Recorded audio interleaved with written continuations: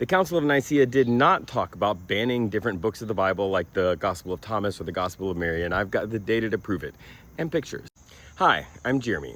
I'm a deep skeptic, also a pastor.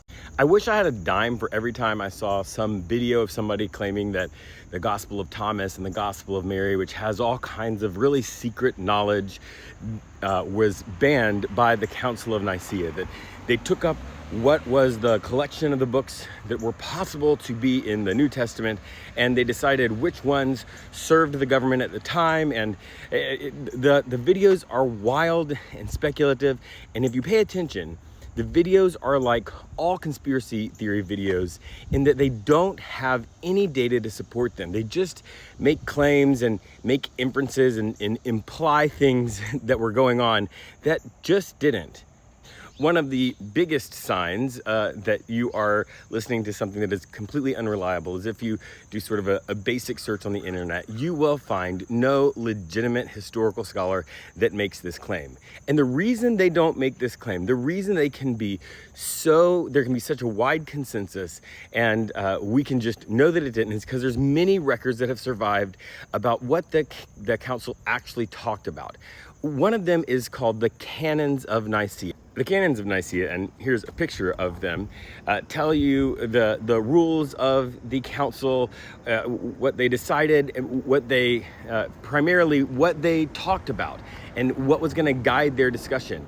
We know what they talked about, and you know what's not in the list? Anything at all about the biblical canon, about the collection of books. It didn't even come up at all.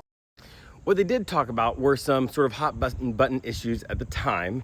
The Arian controversy, primary among them, that said that Jesus was not the Son of God. They created the Nicene Creed, which was, this is basically what we believe that Christianity is about. They did some administrative things about how the churches run and how pastors should be, but none of that included which books were in the Bible. Oh, and they also talked about the date of Easter and imperial oversight, because Constantine was there. He had a voice but no vote in the council. But let's talk about why it would be ridiculous to even think that they talked about the Gospel of Thomas and the Gospel of Mary.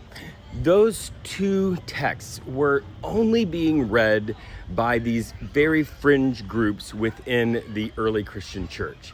And so they were not popular, they weren't widely disseminated, they didn't even require the action of a council because they weren't that important or influential at the time. You actually have that happening beginning in the early 200s, over 100 years before the Council of Nicea. There's this thing called the Muratorian fragment that lists, it's the early record of a list of the books of the New Testament that were seen as authoritative, and that already didn't include these gospel accounts. What it does include is just the four gospels, because by that time it had sort of already been settled upon that the four tellings of this story, Matthew, Mark, Luke, and John, were the most accurate, were the ones that the people who were closest in time to Jesus said, yes, this is the thing that our grandfathers and great-grandfathers said is the way it actually was. And in fact, by the time of the Council of Nicea, these two texts were already beginning to disappear from circulation. Like, we actually only have a tiny bit of the Gospel of Mary, in these fragments, and like there's a larger portion in a larger codex that we have. So was the Council of Nicea very patriarchal? Absolutely. Was it in some ways related to the state and the rise of Christianity as a political influence? Yes, it was.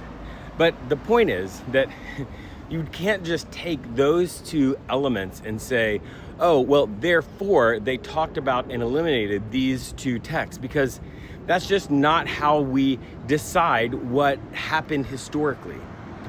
The biblical canon for the Roman Catholic Church actually wasn't fully closed, fully decided on. This is the books, and none are added after this.